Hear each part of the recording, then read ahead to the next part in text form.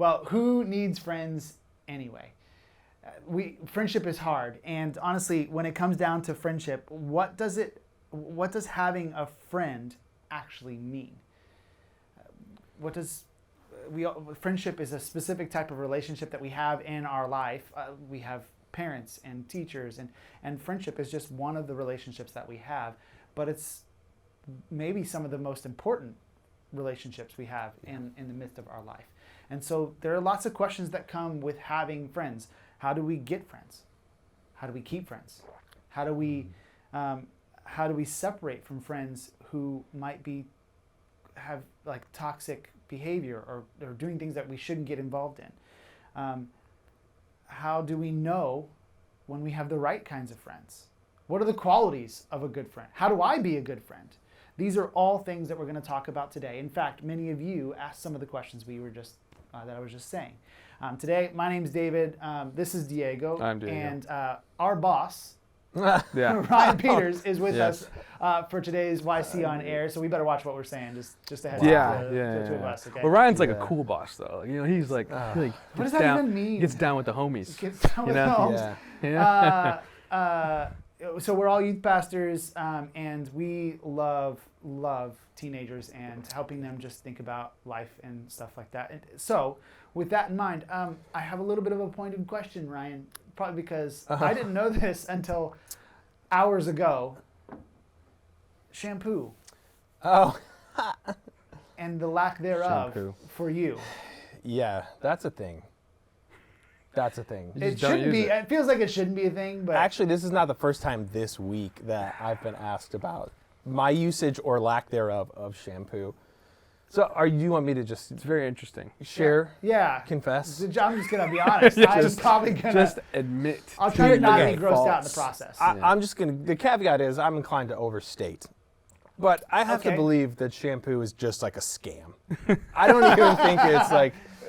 Because what do you mean by scam? Okay, so the scoop. Are you saying it doesn't clean your hair? No, I guess it does. I don't know. The deal is I don't use shampoo except on a rare occasion. Okay. Like if I'm like my hair's like smoked, like been around a fire or something like that. Yeah. But dude, shampoo is just like all it does for me. At least lots of different kinds of hair, but for me, all it does is just totally dry my hair out. It's like makes it brittle, it's just terrible. Right. Then you have to use conditioner to fix what the shampoo just did, took all the oils away. Yeah. So, and I feel like, big hair market is trying to just sell me more stuff. I do think it's funny. If you ever actually read the back of a shampoo, it's like rinse and repeat. Yeah. Why would I repeat? It's literally telling you. Why would you do it more than once? Again? Yeah. I can't even do it. So I don't really. Yeah, don't even get me started with your shampoo. My shower routine. Your shower routine. But then people. Yeah. I will say this though, because to defend myself, people are like, "Oh, so you don't wash your hair? That's disgusting." Like, no, I do wash my hair. I use conditioner, and they're like, "That's not cleaning it." I'm like, "Okay, no, it's all just soap. Okay, there's shampoo. Conditioner's not soap. Shampoo is soap. Conditioner is soap. One's like a soap. We had a bottle. One's of like a moisturizing soap. I need to one's a cleaning What's soap. What's the ingredients of conditioner? It's our question for you. I'll tell you, they're all just chemicals. Chemicals. But like, is it the same kind of chemicals? There's no way. I maintain that there's no way conditioner is shampoo. I don't know that it's the same thing. I just don't believe that God designed my hair to need shampoo. I just don't think He did. I feel like it's under control. And you can come look up there. It's clean. Yeah. It's all good. It smells nice. Does it smell nice? I don't know if it does. That's nice. No, it's got scent. Nice. It's okay. Scent. See? It's not. See? It's scented. What is that? It's scented. It's scented. It's scented. It's scented. But nicely. That doesn't necessarily mean you add the nicely. It's like everything has a scent. That's true. It just might not be a good scent. That's true. And if we're bringing it back to friends, one way to lose friends is have disgusting hair. Yes, that's true. This is also not true. Unfortunately, I probably just lost a whole bunch of friends right now. Yeah. Or they're just gonna have. Or they just know you better now. Know you better. Stronger connections. I'm just trying to be transparent. Or they're only gonna hang out with you after you've had like a campfire because they know that you. Yeah, then they'll know. Right. Hey, put a hat on, guy. Yeah. Because it's looking weird up there. Yeah.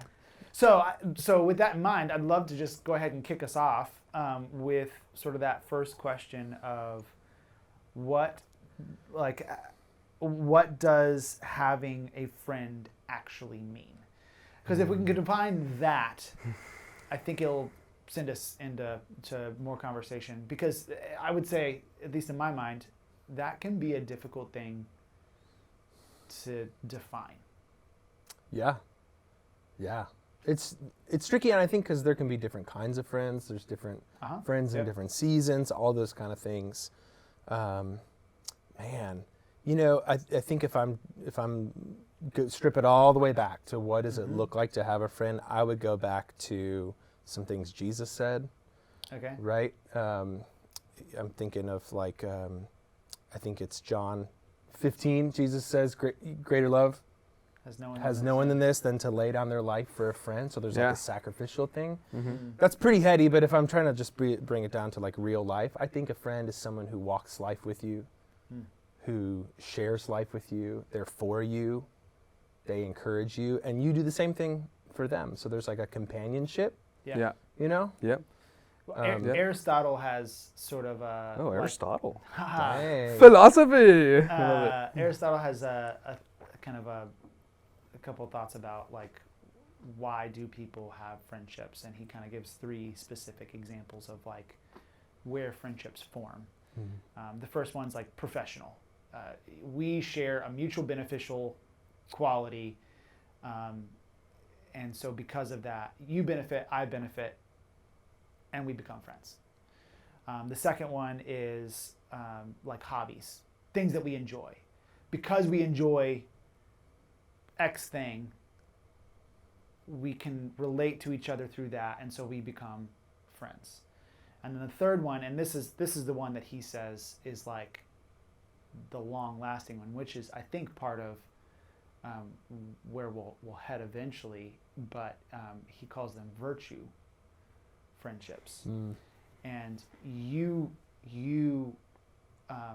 get along with somebody because you have the same values, the same beliefs, the same foundation at the core of who you are, and because of that, you become friends.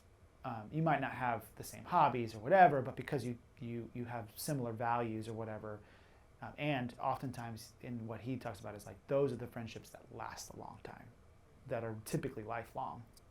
And so, yeah, I find that kind of interesting in the sense that like friendship is kind of the shared experience piece. You could start talking. It's hard to talk about what does having a friend even mean. Yes. Because you very quickly get into, well, what are the qualities of a friend? Right. Yeah. Right. Friend is just a descriptor word that describes what our relationship is. Yeah. Right. And so you can start going down that road of like you were saying, like trust is a big part of it. Shared experience, like you have to spend time together. That's a big piece of it. Yeah, and I like the Aristotle piece because there are different kinds of friendships. Right. Yeah. You could have a friend at school, but you're like, well, but we don't really hang out outside of school. We're friends because we talk to each other in class, but we're not like that kind of friend. Yeah. Right. Or I've got like really old friends, or you have friends on baseball. Right. Yeah. Like I play baseball with him, but like I really don't hang out with so and so outside of baseball. But because of that, I'd still call him a friend. Right. Like we get along. We enjoy. We laugh. We have fun together or whatever.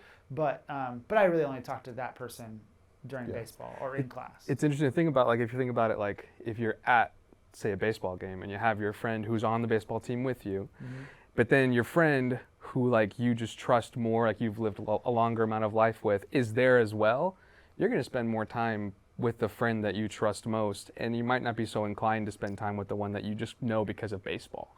Like I think when I was in high school, like I would go to church and I would have my church friends, and I would have my friends that I've known since I was an elementary school student, and they came to church with me, and I just kind of ignored my church friends and stayed close to this pocket of friends that I knew me in all facets, like all forms of who I was. So then it kind of led to, like the qualities that I picked out. It's like if I put them all in one spot, I'd go to the person that I trust the most. Even though I know I have them here in one, I know I have a friend on the baseball team. Mm-hmm. I'm not really going to gravitate towards them because they're sort of like a safety blanket at that point. Like I needed to make a friend on the baseball team because I don't know anybody on the baseball team. Yeah. But if my friend from home is in the room, I'm going to run towards them. Well, what's interesting about what you're saying is part of what we all desire friendship. And I would even say like God puts that in us, right? Like we're designed for relationship. We're designed from the very beginning. God says to Adam, it's not good for man to be alone. And part of what he's saying that is like we were meant and designed to be like God in community. Yep. God is in community with himself, Father, Son, and Spirit. Yep. And that's a bit of a mystery. Why we are designed for community is a bit of a mystery, if we're honest, which is kind of the funny part of like, well, who needs friends anyway, right? Well, we all know and want friends. So to your point, how would you answer if somebody came up to you and asked, like, actually, this is one of the questions a student asked, how do you find good friends that you can trust? Because you talk about trust. Like part of it is that you gravitate towards those that you trust more. How do you find a good friend that you can trust? What does that look like? I would say that, like, when you're meeting somebody, trust isn't typically it's not a first impression type of quality. Mm-hmm. Like, I don't just meet you and then trust you. It's something that's proved over time. So I think you go into a friendship with the sense of, I'm going to see if I can trust you, and I'm going to see if you're willing to trust me. It's progressional. Like, you can't really just, unless you have a crazy gut instinct, like, oh yeah, this guy, no. But but if you meet somebody and then you think, okay, maybe I might start spending more time with you, and we'll just see if we can begin to trust each other. Yeah, it's got to be built. That's right. It's got to be built, right? And I think, one thing that gets tough though is like, well, how do I do that though? Yeah. Right? Yeah. Because I don't trust them yet, so I don't want to, tell you that thing or trust you, share that piece of my life with you, or I don't know if I can call you and talk about that. And part of the thing is that you have to. There's risk. In friendship, there's always going to be risk. Like in order to build trust, you have to entrust that person with something, and then if they can be trusted with that thing, now trust is built. And so what I would say is like, well, how do I find a good friend that I could trust? Part of it comes down to you do have to appropriately risk a little bit and trust somebody with something, whether that's a way that you're feeling or a way that they, annoyed you or hurt you, or something that's going on at home, or something they don't know about you, or a favor, you're like, hey, is there any way you can go, whatever it is, because when they come through on that, or you find them to be trustworthy, then now the cycle's building, right? Yeah. And they're going to trust you a little more, you trust them a little more. That's, I think, also why it takes some time, Which I think a part of, like, going back to Aristotle's thing, the virtue friendship or whatever, is like part of why that can be a longer lasting friendship, is that if you remove that hobby friendship, like if you remove the hobby, well, now you don't have this shared thing that you like, true. Whatever. Whereas virtue is like, I have similar values to you, and so because of that, we can relate and talk, and honestly, because I know what your values and beliefs are or whatnot, it can be easier for me to trust what you're going to say, because I know that you have similar values to me. Yep. And so I think there's pieces of that connect. Yeah. Well, to take that into, okay, so what does that look like to have friends who are Christians? Right. Uh-huh. Other friends who are following Jesus, and why that's so important is because at least you have that foundational understanding that, like, we both are trusting Jesus, and we're both looking to him to inform how we live our lives, right? And so then we can trust each other a little bit more from the jump because of that. Well, and even just so, part of what you were saying even about there's risk involved.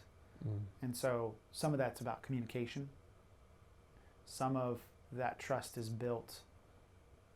The risk that you're taking is simply spending time with them, right? Is my time going to be wasted? Is my, like, are you going to make time for me? There's a risk in that to some degree. Like, hey, we're going to go do this thing, and they don't show up. Well, now trust is broken, right? Another piece to that would be,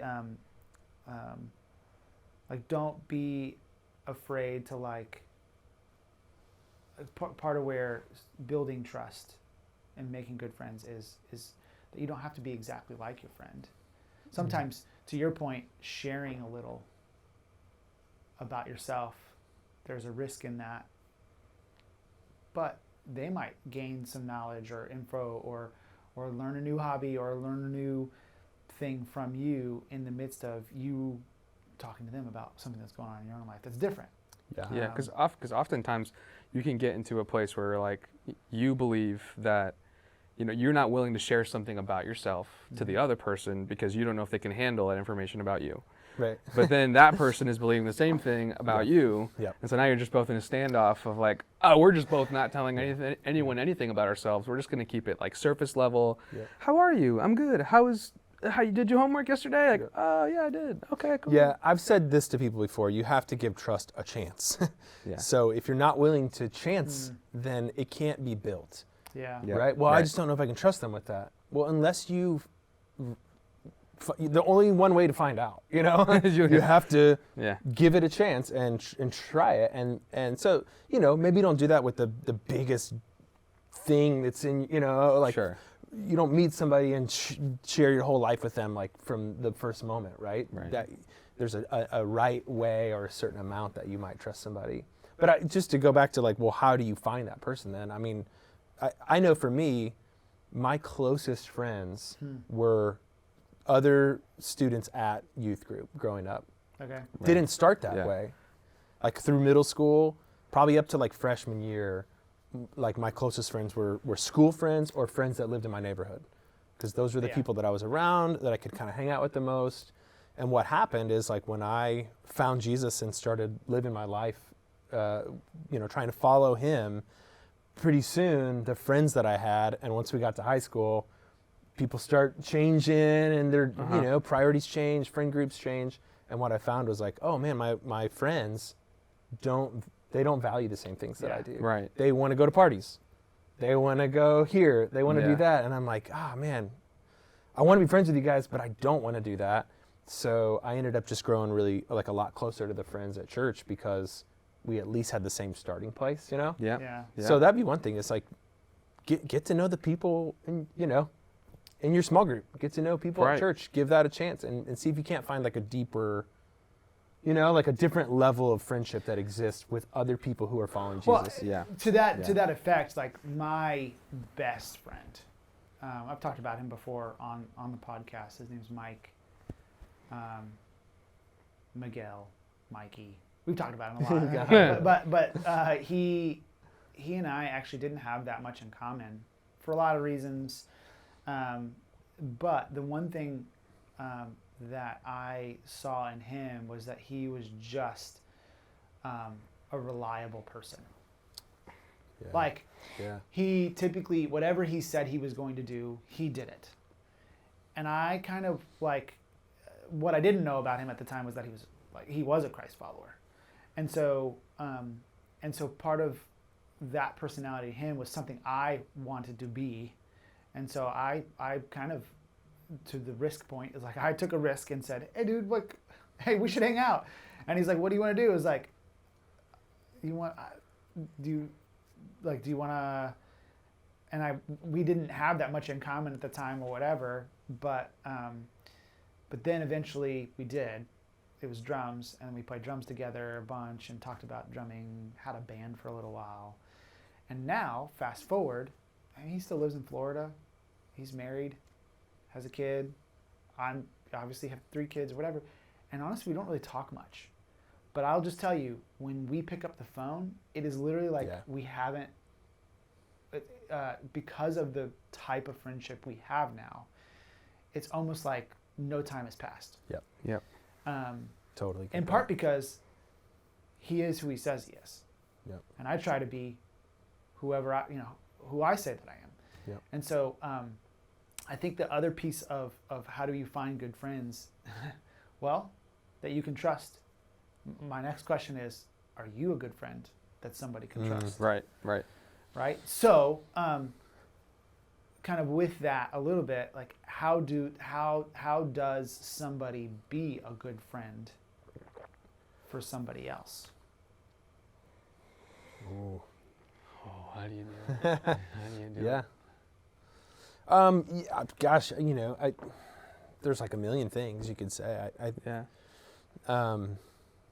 I know we talked about trust a lot, but being trustworthy, being a safe person, being somebody that isn't gonna just practical stuff.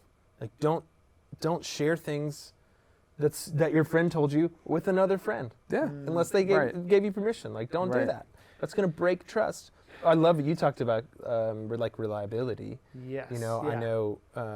That's one of my highest qualities. If I can trust, like if I can rely on you for things, like trust me, I'm going to go back to you because the reliability is not something that we see too often. Yep. So how can you be that way? Like if you say you're going to hang out or whatever, like show up.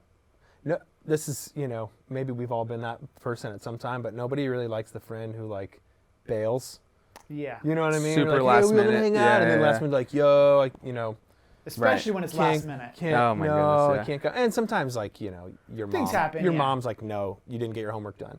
Yeah. But you don't want to be that friend. Right. That's a bummer. Yeah. Another quality that I always think of like for myself is, if I'm trying to put myself in those shoes of like, how do I be a good friend for other people? And this is connected to trust as well, but it's just honesty. Am I being honest? Yeah. And I don't necessarily mean like blatant lies or, yes, don't blatantly lie about lots of things. But even like the small little things of like, because you don't want to hurt their feelings or whatever, I'm not saying like, yeah, you look ugly today, or you need to wash your hair with shampoo. Yeah, exactly, yeah. It's because of the shampoo stuff. Yeah. I'm not saying blatantly do that kind of thing, but like also, I do think there is this sense of being open and honest about how you're feeling about them, about sometimes those kinds of conversations can feel a little awkward. And just to say it, again, you're putting yourself out there to be honest, and they might not like your honesty. But it's also, it can be hard to know. I guess what I'm saying is, you shouldn't. Sometimes it can be easy to say like a little white lie, just to kind of get past something. But really, the better thing would be just to be honest about something. Yeah. Well, when you do that, you kind of close yourself I can't think off. of a specific example. You know what I mean? Yeah. Right. You're right. Yeah. You're not being. Which is why those two things are synonymous. Open, honest. Yeah. Yeah. Like being open and honest. Those two things are actually connected. Can I give you the flip side? Because you're kind of talking about you have to be a good friend. You have to share who you actually are with people.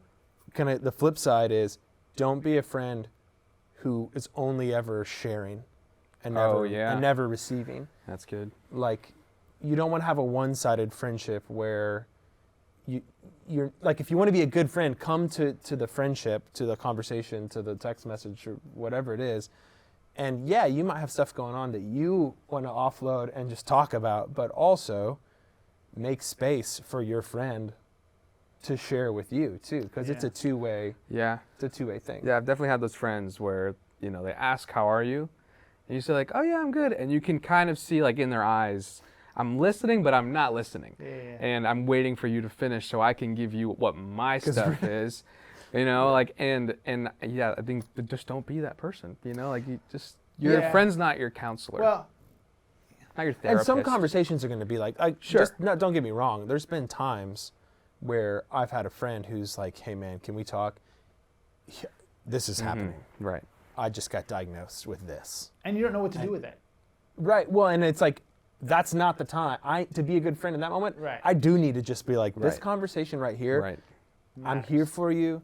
I'm just want to support you. I want to listen well. I want to care for you, know how you're doing, how your family's doing, whatever it is.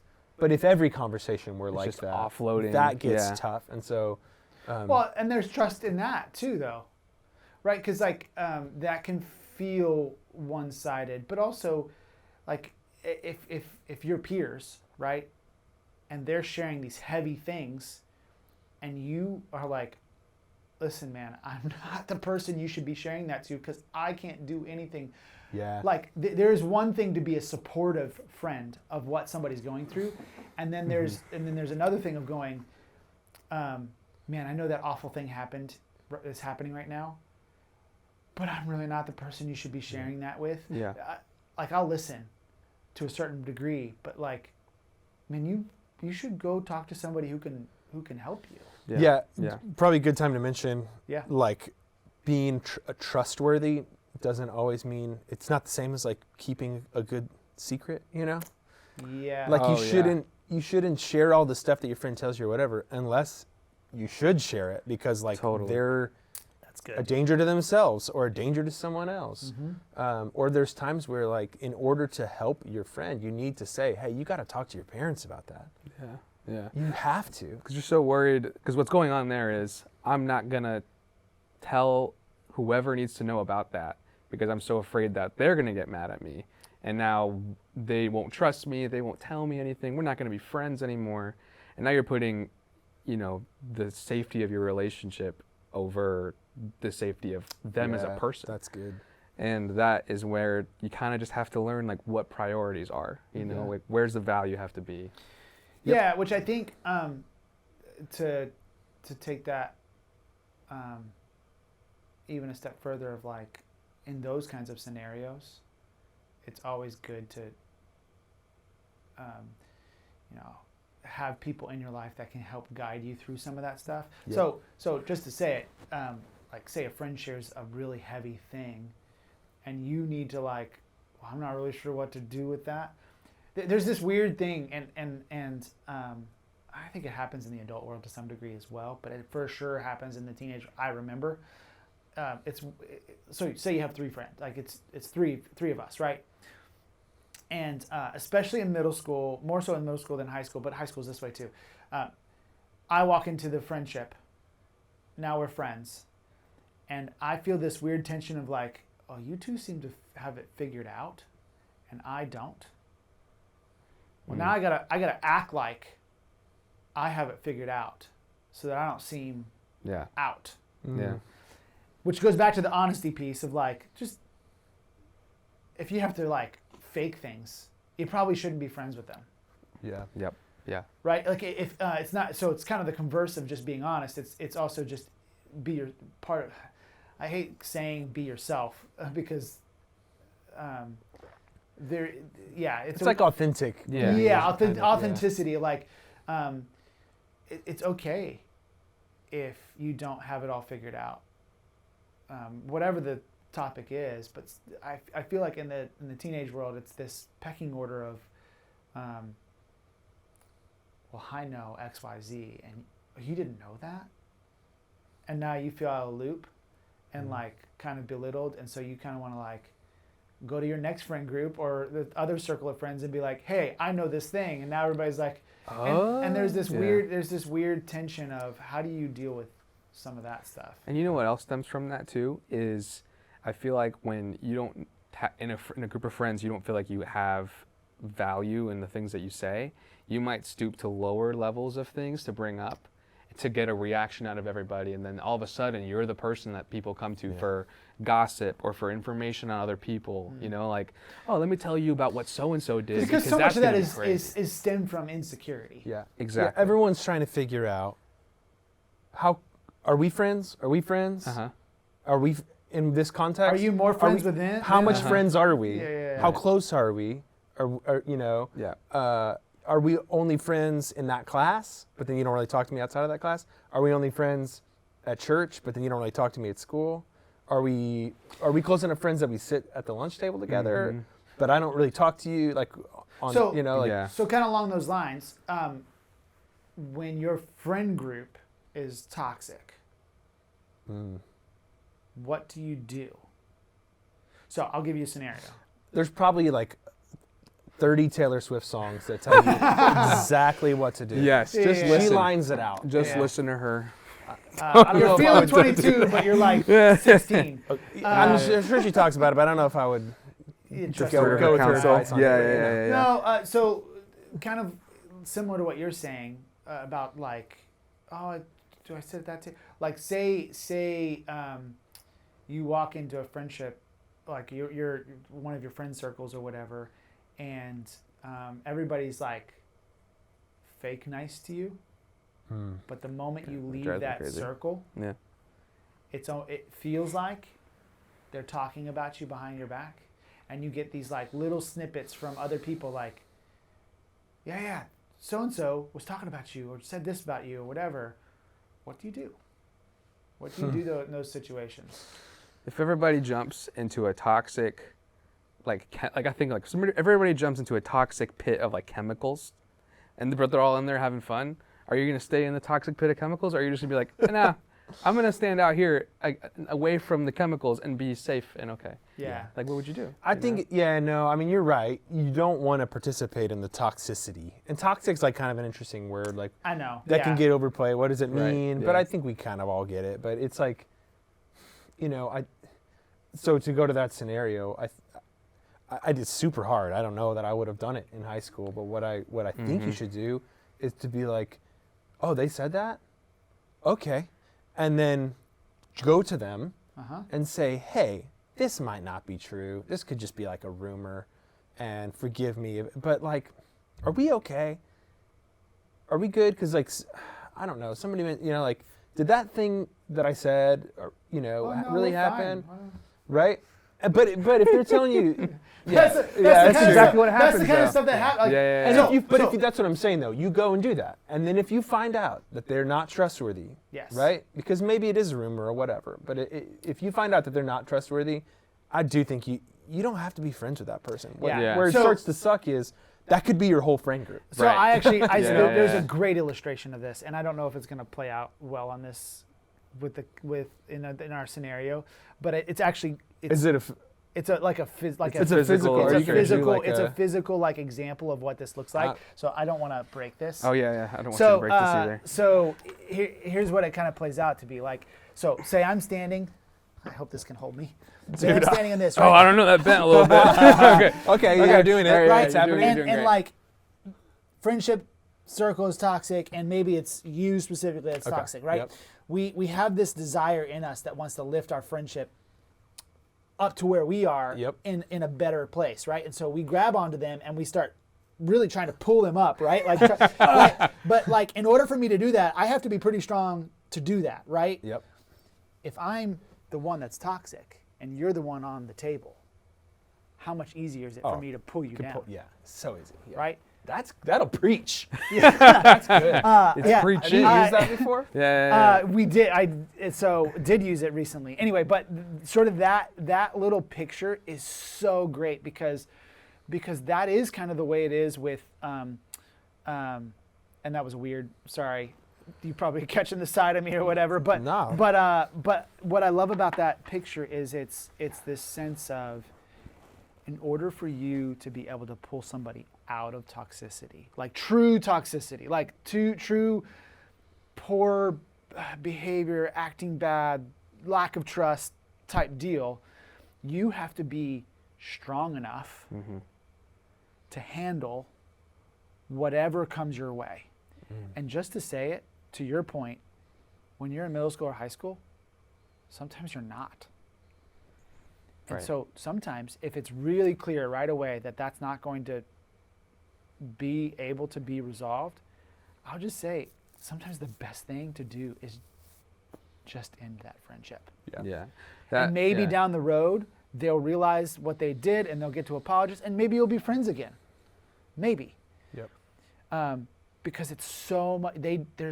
You'll get dragged into the behavior that you're not wanting or wanting to be a part of or whatever, and so that was the best advice I'd ever seen or heard. Like, it's just a good picture of what that's like. But that makes me think of another scenario, because I feel like this scenario seems easier than the one I'm about to bring up, which is that there is a toxic group of friends, and there is a very close friend that you have that you both are in this group of friends together. When you're not in that group of friends, they're one way with you, and it's amazing and it's great, and you share deep personal things with each other, and it feels like, oh my gosh, this is my best friend. And then you jump into this toxic group of friends. You don't like this, but then they start to like sort of mold into this group of people that are fake and not meshing with you. So then what do you do? Because you have buy-in on two sides. I heard this stat. I don't know if it's true, but it's like you become like the 5 closest friends that you have, right? So what they say is actually you become the least common denominator. So of those 5 friends, you'll be more like your worst friend. You'll become more like your worst friend than the others. The group will settle into the lowest common denominator, the lowest standard of that. And so it doesn't surprise. What you're saying is, okay, they act this way in this friend group, but then when they switch groups, it's like they become a whole new person. And that's, I think, part of what's happening is it's not that they're trying to do that or wanting to do that or whatever, but they're kind of sinking to the lowest common denominator. So the quick answer, the first top of the answer is, give them grace. The first thing I'm not saying it's okay, which is by any stretch, but like understand that going back to the on the table, off the table scenario, it's so much easier to be dragged into that. And so the first reaction we should have in those types of, it's just grace. Because if we're honest, we can be that way too. Totally. And I think what that can look like, again, is just talk to them about it. I know it's weird, but just go, hey, you may not have noticed this, but I felt like when we were with everybody, you kind of cut me out. Or I just felt like the vibe was weird. Did you feel that or not? And just have a discussion about it. And so, like, not accusing them of like, you're two-faced. You don't care for me. You whatever. It's like, no, it's not that. Just like lovingly. Well, and I love what you're saying. I love what you're saying, because part of it is you're putting it back on yourself, right? You're not accusing them of something. You're saying, hey, I could be wrong. But when I see you in this situation, you seem to like kind of shift between two personalities. So am I completely off by saying that? Part of it is you're putting the misinterpretation on yourself. So that it doesn't feel as accusatory, because that's one of the worst things we can do if we're really trying to. Again, it goes back to the trust piece. If it feels like I'm simply accusing you of something, our natural response, a gut response, is to protect ourselves. Right. Well, now I don't trust you because you're attacking me. And then everyone just ramps up. Shield the punch. Exactly. And so that first putting it on yourself of going, I could be wrong about this. The other thing is that's a way that you one can just be like Jesus, but when you bring that kind of tone, you're now changing the dynamic, right? And if you get ugly about it, and sometimes you have to take a minute because it does kind of hurt, and you're like, what the heck? But I think you can be very loving and also very honest and very direct. And so we'll just keep playing it out, right? Maybe they're like, yeah, I know, Dad, I'm sorry, whatever. But then it just kind of keeps happening. There's a point where I think in friendships, you do kind of have to set some boundaries. Or to go back to some of the really toxic stuff, if it gets ugly, this person is intentionally hurting you. And you've went round and around. You have been honest and you've talked to him, but now it's happening again and again and again. There is a point where you can set a boundary. You can draw a line and go, hey, we've talked about this a couple of times, but every time we're in that environment, it just, I just always feel kind of like you're throwing shade at me, or it's just not good. So I'm just not gonna. I'd love when we hang out, but I'm not gonna hang out in that situation. I'm just gonna, not do that. And that's really hard. It's a very mature thing to do, though. Mm-hmm. And I think when you do it, they may not like it, but ultimately they'll respect it. Yeah. Because I think they recognize, like, oh, that's what an adult would do. Yeah. You are now operating as a mature adult in the situation. Time will prove out that you were the one who was like, hey guys, that's not cool. Right. I'm not going to be about that. Yep. So one thing that came up in some of the questions that some of the students asked is, okay, so I think I believe in Jesus, and I've been trying to walk with him and whatnot, but to be honest, most of my friends don't know Jesus. And so if we get back to even the Aristotle values piece, I want my friends to know Jesus because of the life that he brings. How do I help my friends know who Jesus is? What would you say to that? I think it might seem off the cuff like it is a burden to have friends that don't believe in the same thing you do, but it actually is a blessing because now you get to walk with them, and you already have like this relationship to now where you have built trust, and you can have these hard conversations about switching up beliefs and stuff. I have friends that I've known since I was 10 years old. Mm-hmm. None of them are Christians. And we have had conversations over the span of 15 years where we disagree with each other, but we never once doubt, oh, you're friends with me because you're trying to shove your beliefs down my throat. Well, can I pose a question along that? Yeah. When they are experiencing trouble, who do they call? Typically me. Yeah. I always find that fascinating. That's one of the pieces that, like, so to your point, like part of how we show Jesus is some of what we've been talking about. Being trustworthy, be honest, open and honest, and like kind of be stable. And by stable, I don't mean like, flatline or whatever. All I mean is like, be who you say you're going to be. There's something winsome and great about following through with the commitments and the things that you say you're going to do. And eventually it wins people over. Even if they don't eventually know Jesus because of that, they do know there's something different about you. Mm-hmm. Because I've found that too. Like typically those friends come to me for advice. Even now, my neighbors, some of my neighbors will come to us for advice on how to deal with specific situations because of how we've dealt with things over the course of time. I think when you're a good friend to someone, and you hopefully if you're following Jesus and you're trying to be like him, then that's playing out in your friendship. You're being Christ-like in your friendship, and people do notice that. And I also think, I know for me, in high school, there certainly was that push-pull of like, am I pulling you this way? Or am I going to get dragged into something? And I think it's okay to pay attention to that, It's a tension. You don't want to be drug into something that's not good, you know? Yeah. At the same time, you don't want to cut off all your friends because they don't believe in Jesus, right? I like somebody... Which I don't think is what Jesus wants us to do necessarily. No. But Jesus isn't there's integrity there and character, right? You look at Jesus is like, hey, I want to come to your house. I'm not going to sin at your house. I'm not going to get messed up in some ugly thing, right? But I do want to come to your house. So I like someone said, don't be a thermometer, be a thermostat. Oh, be a person who doesn't like read the temperature of a room or a group of people and adjust to it.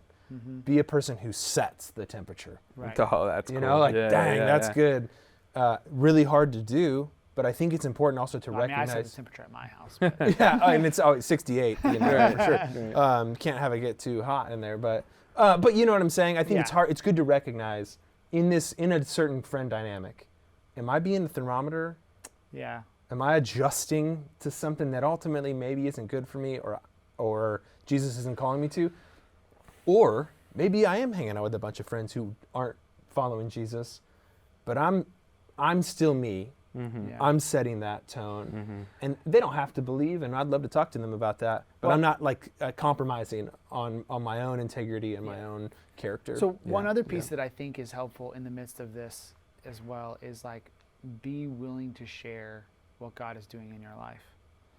So like, of course, all these things that we've already been saying, be a person of integrity, be trustworthy, honest, don't set the temperature, don't, read the temperature in the room, or, lower yourself to the temperature of the room or whatever.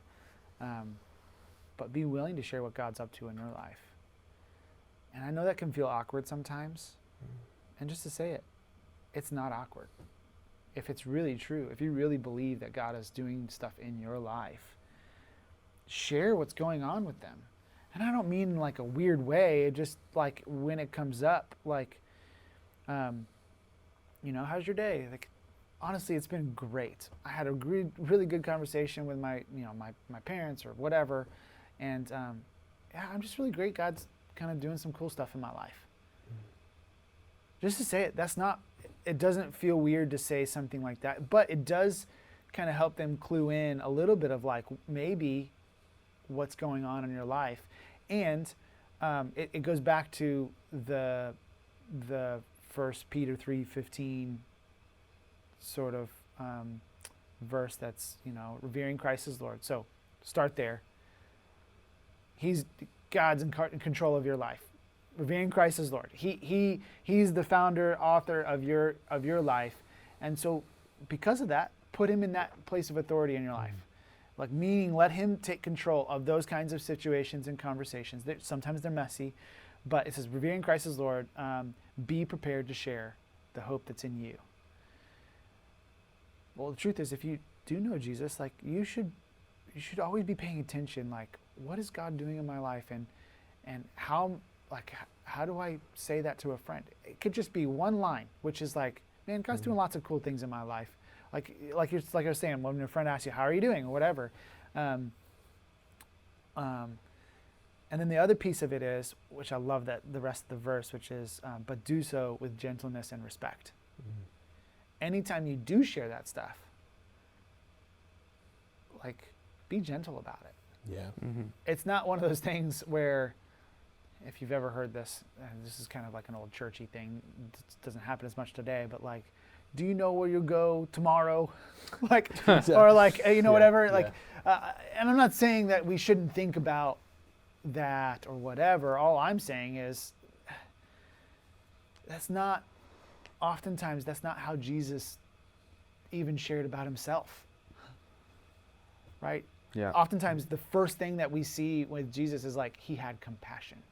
Do you have compassion for your friend? Mm-hmm. I mean, the fact that you're even asking that question shows me that you do, right? If you're asking, like, how do I share Jesus with my friend? Like, part of that's because you have compassion for them. You want the life that God provides for them. So be gentle about it. And then respectful. Respect what they have to say, what they have to think about, their opinions on it doesn't mean you have to agree with them. Doesn't mean you have to buy into what they say. But respectful is like, if they're going to give you the chance to speak, make sure you give them the chance to speak. Mm-hmm. Yeah. Well, any other little pieces? We did it, man. Look, coffee is empty. Coffee's done. So yeah, I got a drop left. We here. did it. All right. Well, thanks for joining us. Catch you next time. Bye.